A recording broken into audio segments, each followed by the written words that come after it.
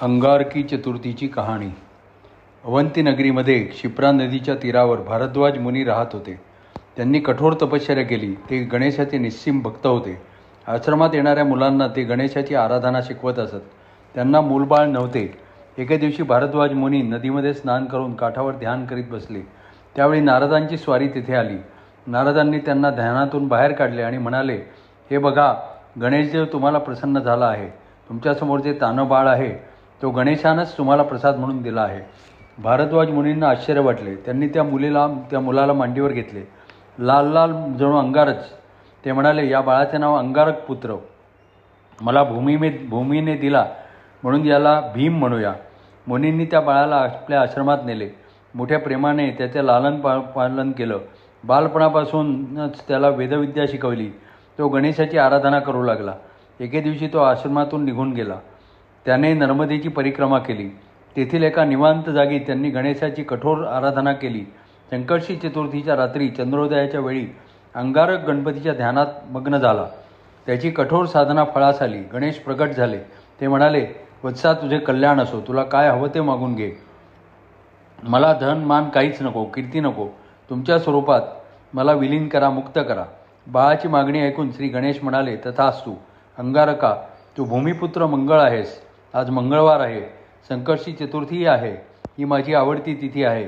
आज तू माझ्याशी एकरूपता प्राप्त केलीस, त्यामुळे मी मंगलमूर्ती झालो. आजच्या मंगळवारी संकष्टी चतुर्थीला अंगारकी चतुर्थी हे नाव दिले जाईल. अशा या अंगारकी चतुर्थीचे व्रत करणाऱ्यांना 21 संकष्टी चतुर्थी केल्याचं पुण्य लाभतं. बाळ अंगारक गणेश मूर्तीत विलीन झाला. पुढं अंगारकी चतुर्थीचे व्रत सारेजण निष्ठेने करू लागले. त्यांना गणेश देवता प्रसन्न होऊ लागली. ही 60 उत्तराची कहाणी 5 उत्तरी सुफळ संपूर्ण.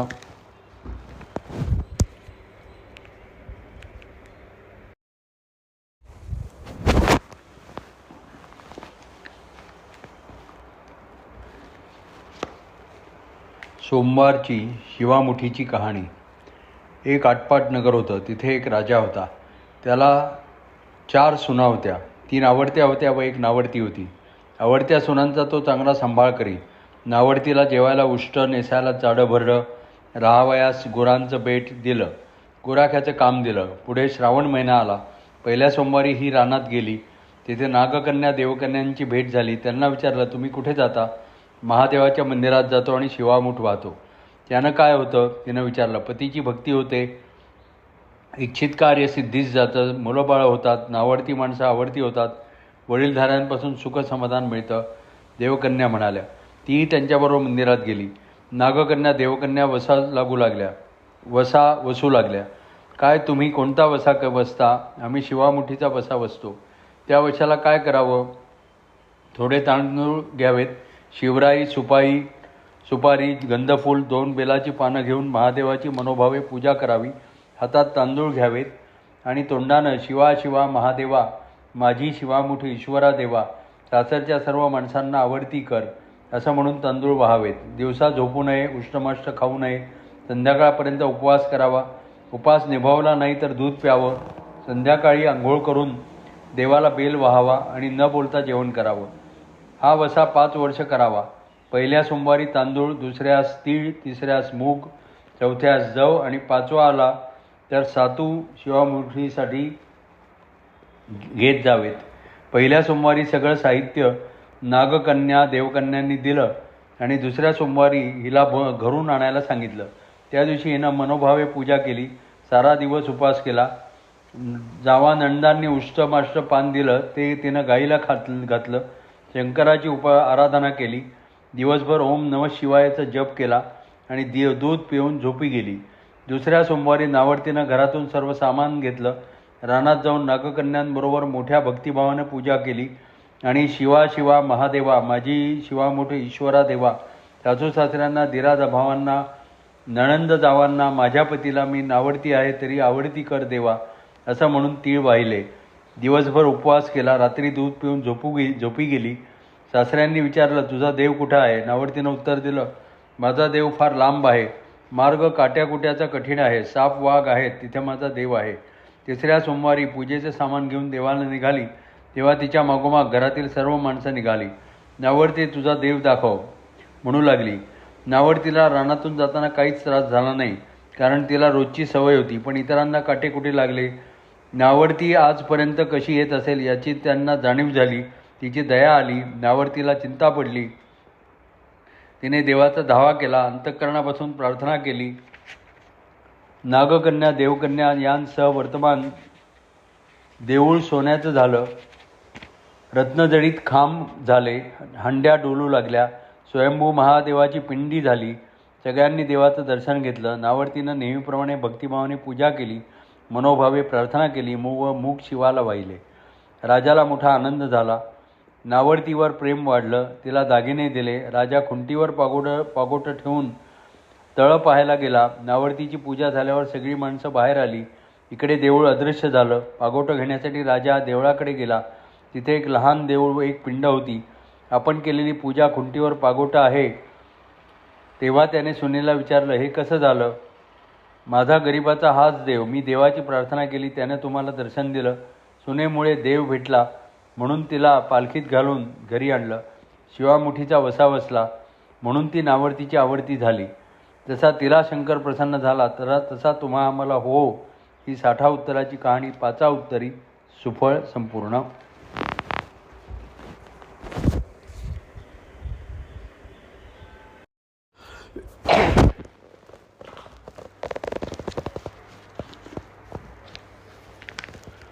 महालक्ष्मीची कहाणी.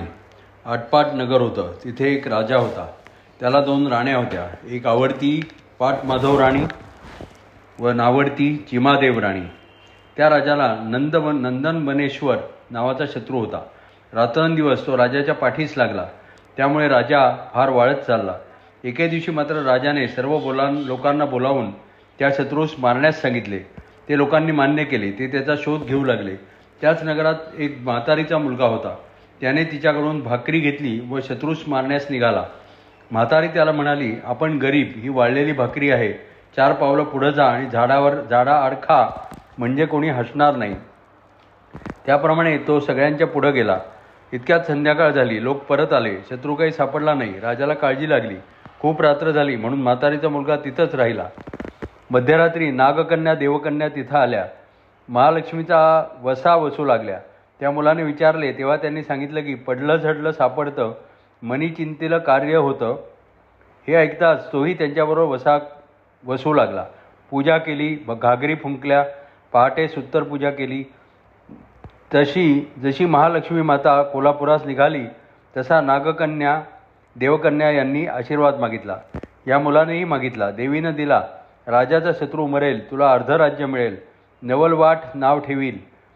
तो वैरी उद्या राजाच्या अंगणात मरून पडेल. व देवी अदृश्य झाली. म्हातारीचा मुलगा घरी आला. दुसऱ्या दिवशी राजाच्या अंगणात वैरी मेलेला दिसला. त्याने चौकशी केली. म्हातारीचा मुलगा सर्वात मागे होता. त्यांनी मारला असावं असं लोकांनी सांगितलं. राजाने त्याला बोलावून घेतलं. त्यासंबंधी त्याला विचारलं. मुलाने रात्री घडलेली सर्व हकीकत सांगितली. देवीच्या वराने तो मेला असे सांगून देवीनं दिलेला आशीर्वादही सांगितला. शत्रू मेला म्हणून राजाला आनंद झाला. त्याने मुलाला अर्ध राज्य दिलं, नवलवाट नाव ठेवलं. पुढं म्हातारी व मुलगा आनंदाने राहू लागली. ही बातमी आवडत्या राणीला समजली. तिने नवलवाटाला बोलावून घेतलं. वसा कसा करावा म्हणून तिनं विचारलं. नवलवाटानं तातू दाखवला. अश्विन मासात पहिल्या अष्टमीला 16 सुतांचा तातू तेल हळद लावून करावा. 16 दुर्वा 16 तांदूळ घ्यावेत. तुळशीची पंचामृताने पूजा करावी. 16 अर्घ्ये द्यावीत. धूप दीप दाखवावं. नैवेद्य दाखवून कहाणी करावी. हा वसा घेणाऱ्यांनी तातूची पूजा करावी. तातू हातात बांधावा. दुसरी कहाणी चतुर्थी व तिसरी चतुर्दशीला करावी. याप्रमाणे अश्विन मासी करावं. असा वसा घेऊन राणी व्रत करू लागली. एक दिवशी राजा राणीच्या महालात आला. सारीपाट खेळताना राजानं राणीचा तातू पाहिला. राणीनं तातूची हकीकत सांगितली. आपल्याकडे एवढे हार कंकण आहेत, हे व्रताचं सूत तोडून टाक, राजा म्हणाला. रात्री राजा राणी निजली. सकाळी दासीला तो तातू सापडला. तिनं नवलवाटाला दिला. त्याला राणीचा राग आला. इतक्यात नावडती राणी भेटली. तिने तातू मागून घेतला आणि वसाही समजावून घेतला. अश्विन मासी पहिली अष्टमी आली. देवी महालक्ष्मीनं म्हातारीचं सोंग घेतलं. ती पाट माधव राणीच्या महाली गेली. तिथं महालक्ष्मीची आठवण नव्हती. घरात काहीच तयारी दिसेना. तिनं राणीला तसं सांगून आठवण करून दिली. तिला पाणी मागितलं, दहीभाताची शिदोरी मागितली. तुला दिलं तर राज्याला पुरणार नाही राणीनं सांगितलं. म्हातारीला राग आला. तिनं राणीला शाप दिला. सवतीच्या न्हाणी डाराडोरी करशील, अर्धांग बेडकाचं अर्धांग मनुष्याचं होईल. राणी ऐकून उपहासाने हसली. म्हातारी चिमादेव राणीच्या महाली आली. तिला सगळी गडबड दिसली. पूजा साहित्य, महालक्ष्मीचा मुखवटा दिसला. चिमादेव राणी, आज तुझ्या घरी काय आहे? म्हातारीनं विचारलं. आज माझ्या घरी महालक्ष्मी आहे. म्हातारी म्हणाली. महालक्ष्मी म्हणतात ती मीच. कसं ओळखायचं? राणी म्हणाली. तेव्हा ती सकाळी कुवारीण, दुपारी सवाशीण व संध्याकाळी पोक्त बाई झाली. राणीला 3 रूपं दिसली. राणीनं तिला घरी घेतलं, नाऊ माकू घातलं, पितांबर दिला आणि चौरंगावर बसवलं. राणीनं व नवलवाटानं तिची यथासांग पूजा केली. संध्याकाळी देवीसमोर घागरी फुंकू लागली. तो आवाज व धुपाचा वास राजाच्या महाली आला. राजानं शिपायांना चौकशी करण्यास सांगितलं. शिपाई नावर्तीच्या घरी गेले. महालक्ष्मीचं दर्शन घेतलं. परत येऊन राजाला त्यांनी सर्व हकीकत सांगितली. राजा राणीकडे निघाला. राणीनं पंचारतीनं ओवाळीत त्याला मंदिरात घेऊन गेली. सारीपाट खेळता खेळता पहाट झाली. महालक्ष्मी माता कोल्हापुरी जायला निघाली. राणीनं आशीर्वाद मागितला. राजा तुला सकाळी घेऊन जाईल. तुझी सवत मात्र शाप भोगेल. चिमादेवीनं उशाप मागितला. तसं देवीनं सांगितलं. तिला 12 वर्ष वनवास घडेल. म्हणून देवी अदृश्य झाली.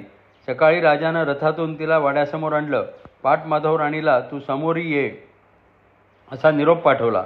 फाटके तुटके कपडे, केस मोकळे, कपाळी मळवट, डोक्यावर जळतं खापर अशा रूपात ती पुढे झाली.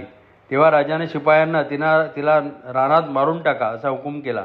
शिपायांनी पाट माधव राणीला रानात नेलं.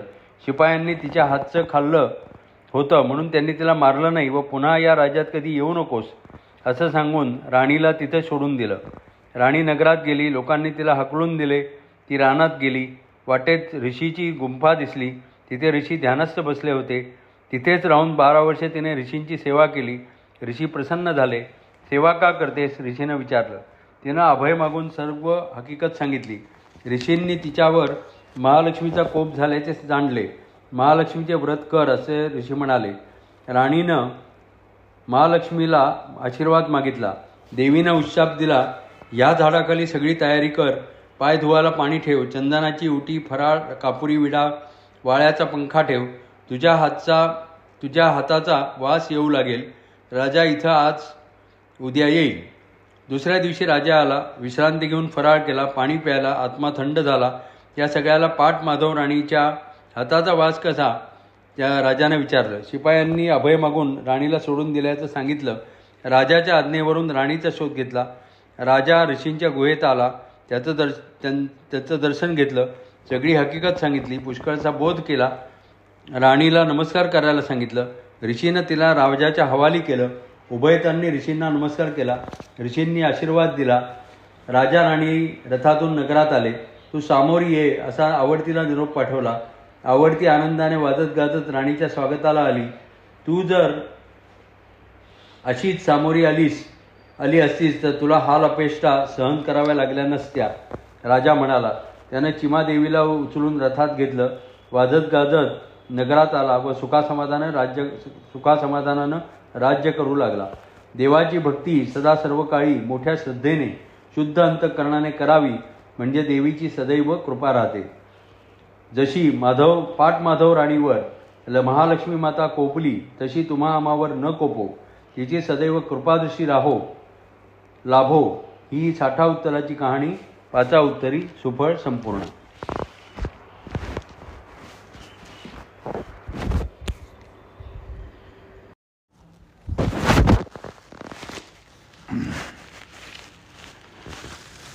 शनिवारची मारुतीची कहाणी. एका आटपाट नगरात एक ब्राह्मण मुलगा व सून राहत होते. मुलगा प्रवासाला गेला. सासू सासरे देवाला जात. भिक्षा मागून धान्य आणीत. सून स्वयंपाक करे. सासू सासऱ्यांना वाढून उरलं सुरलं आपण खात असे. श्रावण महिन्यात शनिवारी एक मुलगा आला. म्हणाला, बाई मला न्हाऊ माखू घाला. ती म्हणाली, बाबा घरामध्ये तेल नाही, तुला न्हाऊ कशाने घालू.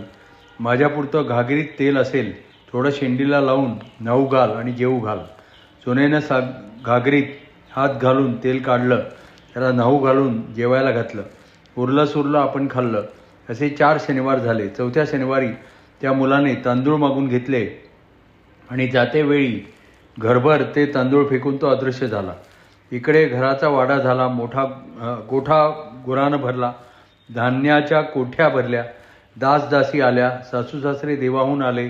तो घर काही ओळखेना, वाडा कोणाचा. सून दारात आरती घेऊन पुढे आली.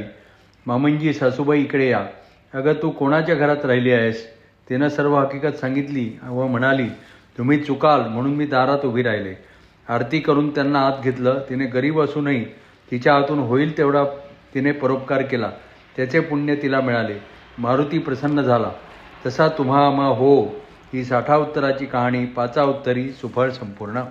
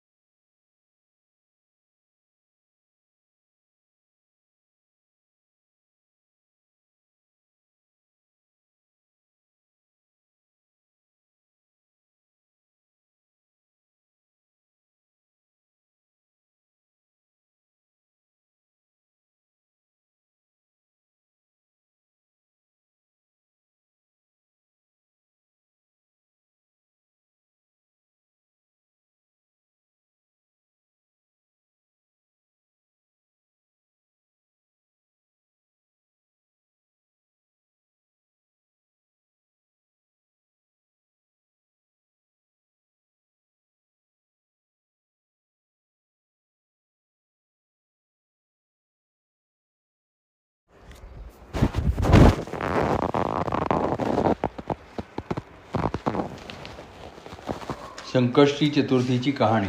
पुरातन काळी कृतवीर्य नावाचा एक राजा होऊन गेला. त्याच्या राणीचे नाव सुगंधा देवी होते. त्याच्या राज्यात समृद्धी होती. राजाकडे सर्व प्रकारचे वैभव होते, पण त्याच्या पोटी संतान नव्हते. राजाने खूप दानधर्म केला, पण तरीही संतानाची प्राप्ती झाली नाही. राजा राणी उदास झाले. ते तीर्थयात्रा करू लागली. एके दिवशी राजाच्या स्वप्नात वडील आले. त्यांनी गणेशाची आराधना करण्यास सांगितले. संकष्टी चतुर्थीचे व्रत करा असे मार्गदर्शन केले. राजाने सकाळी उठून तो दृष्टांत आपल्या राणीला सांगितला. राणीला अतिशय आनंद झाला. राजा राणीने जाणकारास व्रताची माहिती विचारली. जाणकाराने सांगितले की दर महिन्याच्या पौर्णिमेनंतर चतुर्थी तिथे येते, तिला संकष्टी म्हणतात. व्रत करणाऱ्याने या दिवशी ब्राह्ममुहूर्तावर उठावे, तिळाचे उटणे लावून स्नान करावे, दिवसभर उपवास करावा, श्री गणेशाचे नामस्मरण करावे, दूध व फळे खाऊन राहावे. रात्री चंद्रोदयाच्या वेळी गणपतीची पूजा करावी. चौरंगावर अथवा पाटावर गणपतीची मूर्ती ठेवावी. अभिषेक करावा. अभिषेकाच्या वेळी गणपती अथर्वशीर्ष म्हणावे. दुधाचा अभिषेकही करावा. लाल गंध लावावे. तांबडी फुले अर्पण करावीत. 21 दुर्वांची जुडी व शमीपत्रे वाहावीत. धूप व दीप लावून 21 मोदकांचा नैवेद्य करावा. आरती मंत्रपुष्पांजली करावी. मनोभावे गणपतीची प्रार्थना करावी. चंद्रोदय झाल्यावर चंद्राची पूजा करायची, ओवाळणी करावयाची. मग चौरंगपाटावरील पूजा विसर्जित करावयाची. भोजन प्रसाद ग्रहण करायचा. हे संकष्टी चतुर्थीचे व्रत 4, 7, 11 किंवा 21 वेळा करायचे. राजा राणीने या व्रताची शास्त्रशुद्ध माहिती समजावून घेतली आणि भावयुक्त अंतःकरणाने हे व्रत पूर्ण केले. श्री गणेशाच्या कृपाप्रसादाने त्यांना पुत्र झाला. त्या पुत्राचे नाव कार्तवीर्य असे ठेवले. हा म्हणजे कृतवीर्याचा पुत्र कार्तवीर्य. हा मुलगा पुढे महान गणेश भक्त झाला. पुरातन काळापासून आजपर्यंत अनेक भक्तांनी हे व्रत केले व आपले कार्य सफल केले. तसेच आपले कार्य सफल हो. ही 60 उत्तराची कहाणी, 5 उत्तरी, सुफळ संपूर्ण.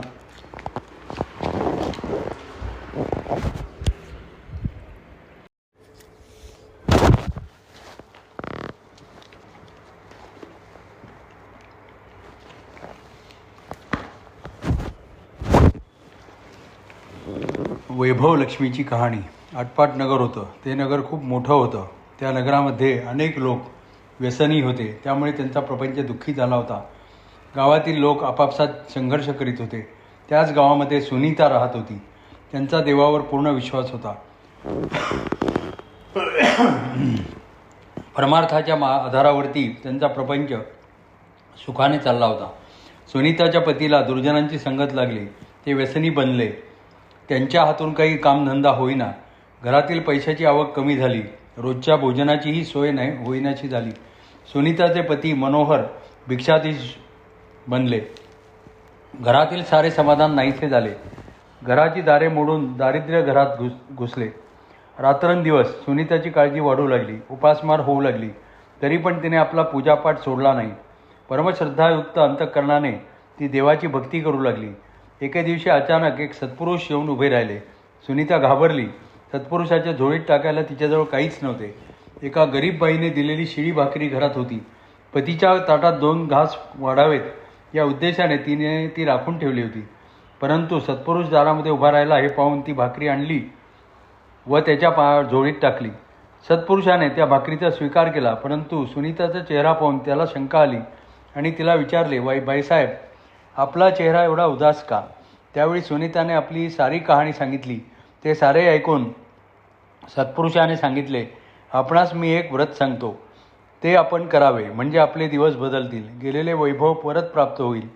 पती पुन्हा सन्मार्गाला लागेल. दारिद्र्य संपून जाईल आणि सुखाचे दिवस येतील. हे व्रत असे की दर शुक्रवारी सायंकाळी दिवे लागणीच्या वेळी 2 खऱ्या सोन्याच्या दागिन्यांची पूजा करावी.